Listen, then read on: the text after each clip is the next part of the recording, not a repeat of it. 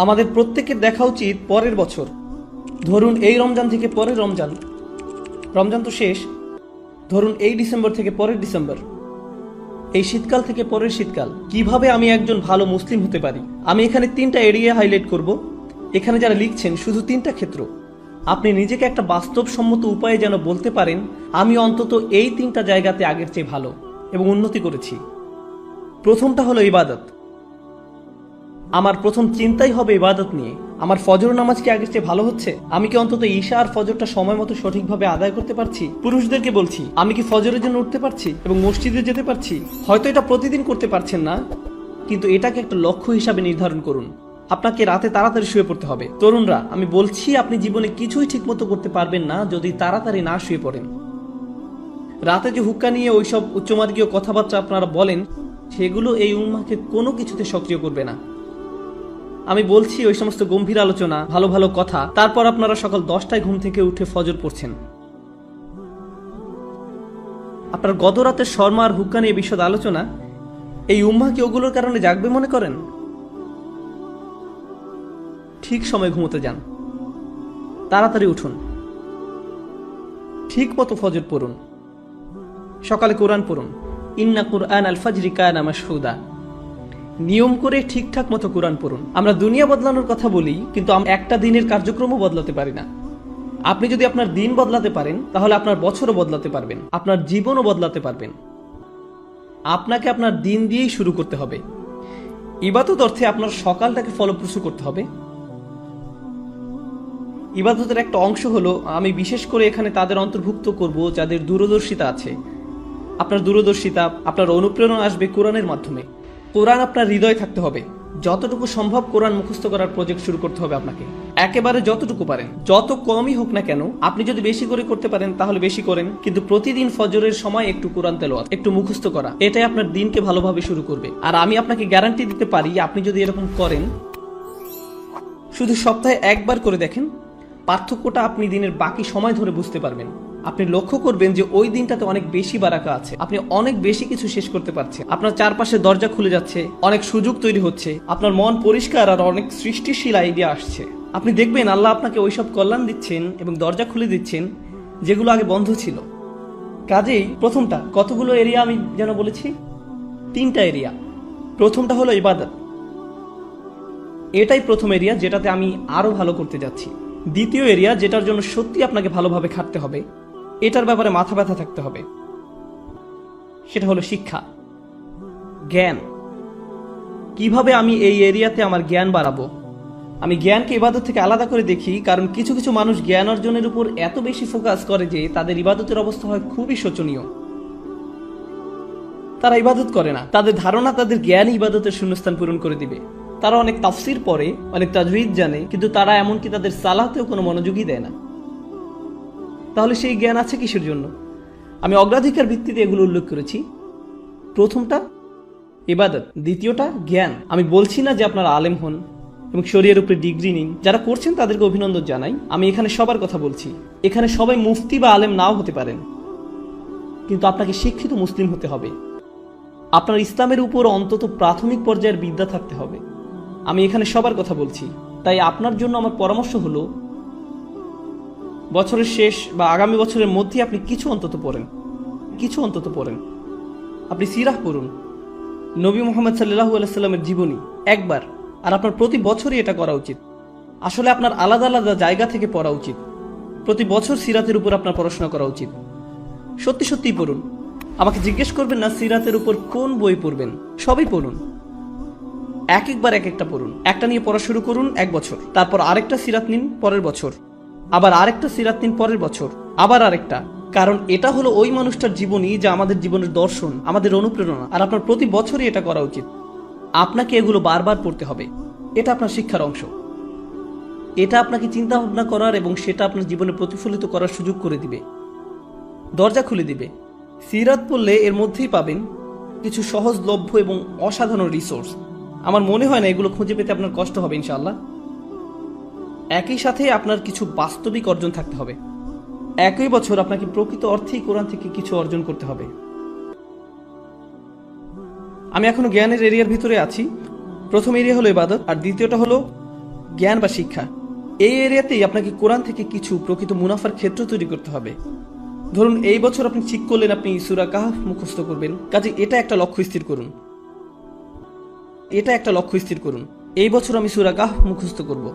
তার মানে হলো আমি এই সূরা মুখস্থ করব, এর অনুবাদ পড়ব, এর তাফসীর পড়ব, এটা শব্দগুলোর অর্থ বুঝব, সূরা কাহফের উপর লেকচারগুলো, প্রবন্ধ, পেপার যাই পাওয়া যায় তার সবই নিব, সবই শেষ করব।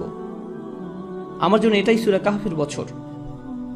পরের বছর হতে পারে সূরা আর রহমানের বছর, তার পরের বছর সূরা বাকারার বছর, কয়েকটা সূরা হতে পারে একই বছরে, কিন্তু প্রতি বছরই আপনি কোরআনের মধ্যে থেকে কিছু না কিছু লাভ করুন, এটা বাস্তব।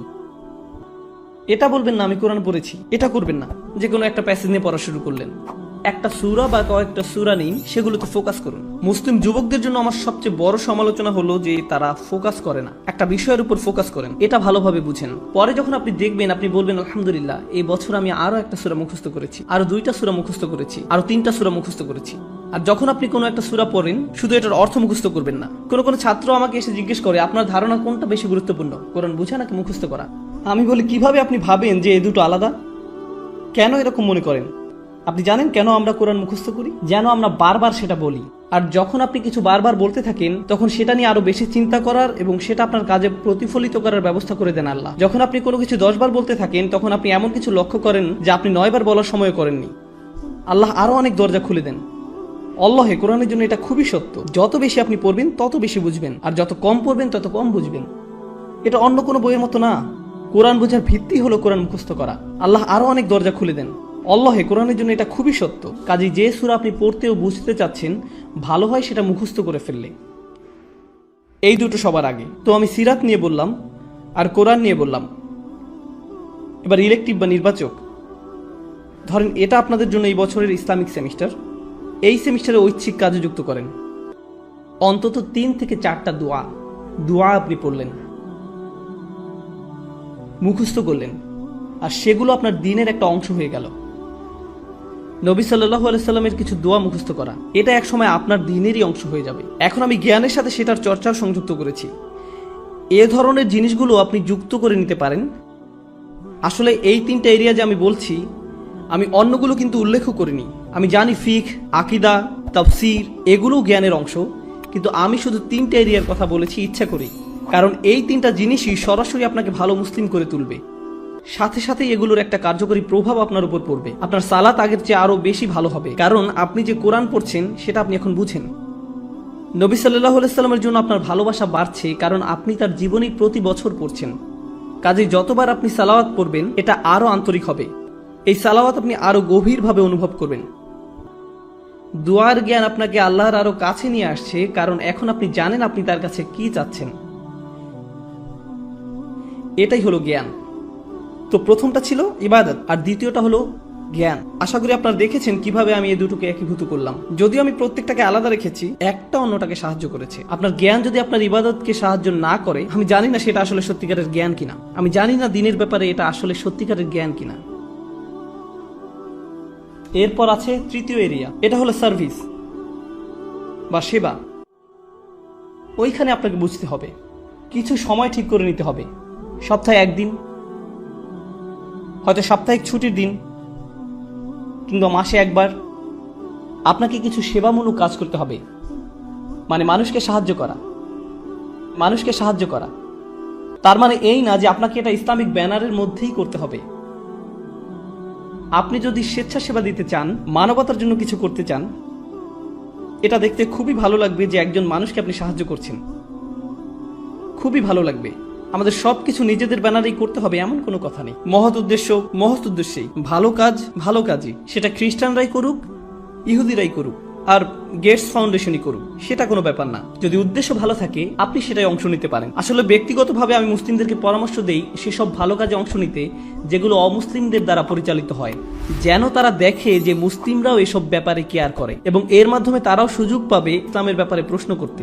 এটা তাদের একটা সুযোগ দেয়। কাজে স্বেচ্ছাসেবা দিন, সাহায্য করুন, এমন কিছুর অংশ হন যেটা আপনার মনপ্রাণে ভালো লাগে। শুধু আপনার জন্যই সেটা করুন, প্রচার করে বেড়াবেন না, এটা নিয়ে টুইট করবেন না আজকে স্বেচ্ছাসেবা দিয়ে আসলাম, খুবই ভালো লাগছে আলহামদুলিল্লাহ, বড়াই করছি না। এরকম করবেন না, শুধু আপনার জন্যই করুন। এটা আপনাকে একজন ভালো মানুষ করবে, একজন ভালো ব্যক্তিতে পরিণত হবেন আপনি। আর বাবা মায়েরা আপনাদের যাদের বাচ্চা আছে, বিশেষত টিন এজ ছেলে মেয়ে, আপনি যদি তাদেরকে এই ধরনের কাজে উৎসাহ দিতে পারেন, কাউকে সাহায্য করার কোনো বিষয়ে জড়িত হওয়া আসলে টিন এজ বাচ্চাদের জন্য খুবই গুরুত্বপূর্ণ। এটা তাদের মানসিক পরিপক্কতা তৈরি হওয়ার একটা অংশ।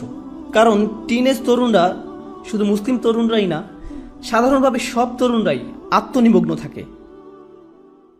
তাদের দুনিয়াটা তাদের নিয়ে। তারা কিভাবে দেখে, তাদের বন্ধুরা, তাদের ফেসবুক স্ট্যাটাস, তাদের কতজন বন্ধু আছে, যাই হোক না কেন, ওই বয়সে এটাই তাদের কাছে গুরুত্বপূর্ণ। তারা খুবই ক্ষুদ্র মনা ধরনের। আপনি যদি ওই বয়সে তাদেরকে এরকম মানসিকতা থেকে টেনে বের করতে পারেন, তাদের নিজেদের বাইরেও অন্য কিছুকেও কেয়ার করতে শিখান, অন্যদের সাহায্য করতে বলেন, মানুষের কষ্ট বা ভোগান্তি আসলে কেমন আর এইসব ক্ষেত্রে সাহায্য করতে বলেন। উদাহরণস্বরূপ কিছুদিন আগে একটা প্রাকৃতিক দুর্যোগ হলো, একটা ঝড় নিউ জার্সি আর নিউ ইয়র্কে আঘাত করলো। আপনার থেকে খুব একটা দূরে না, ওইখানে সাপ্তাহিক ছুটিতে রেড ক্রস বা অন্য কারোর সাথে যে সাহায্য করতে পারেন, যাদের বাড়িঘর ধ্বংস হয়ে গেছে, গাছপালা রাস্তায় পড়ে আছে, রাস্তা বন্ধ হয়ে গেছে, যেটাই হোক আপনি সাহায্য করে চলে আসেন। আপনি যদি সেটা করেন, আমি আপনাকে বলছি এটা আপনাকে আল্লাহর যত নিকটে নিবে আর কোনো কিছুই ততটা করবে না। আপনি যদি এই তিনটা জিনিস করেন, আপনি তাহলে অন্তত মূল ভিত্তিটা স্থাপন করলেন জীবনে কিভাবে ভালো করা যায়। এটা আপনার জীবনের লক্ষ্য না, অন্তত এগুলো আপনি করতে পারলে জীবনে ভালো কিছু অর্জন করতে পারবেন।